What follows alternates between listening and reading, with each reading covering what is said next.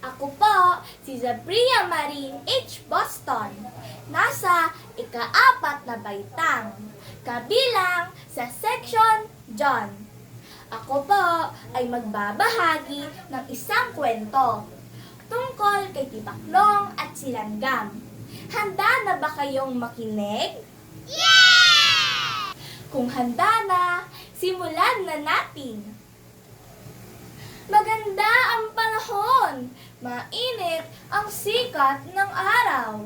Maaga pa lamang ay gising na si Langgam. Nagluto siya at kumain. Ilan pang sandali, lumakad na siya. Gaya ng dati, naghanap siya ng pagkain. Isang butil ng bigas ang nakita niya. Pinasan niya ito at dinala sa kanyang bahay. Nakita siya ni Tipaklong. Magandang umaga, kaibigang Langgam. Bati ni Tipaklong. Kay bigat ng iyong dala. Bakit wala ka nalang ginawa kundi maghanap at mag-ipon ng pagkain? Oo nga, nag-iipon ako ng pagkain habang maganda ang panahon. Sagot ni Langgam. Tumulad ka sa'kin, kaibigang Langgam. Wika ni Tipaklong. Habang maganda ang panahon, tayong magsaya. Halika, tayong lumukso, tayong kumanta. Ikaw na lang, kaibigang Tipaklong. Sagot ni Langgam. Gaya ng sinabi ko sa'yo, habang maganda ang panahon, ako'y naghahanap ng pagkain. Ito'y aking iipunin para ako ay may makain pag sumama ang panahon.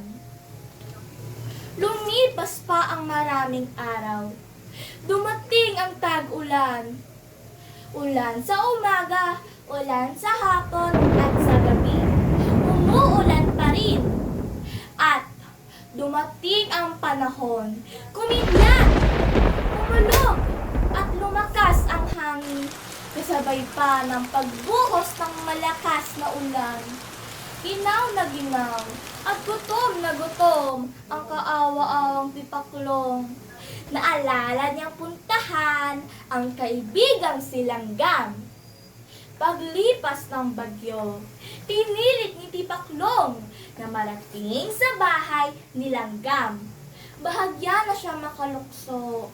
Wala na ang dating sigla na masayahin si Tipaklong. Tok, tok, tok!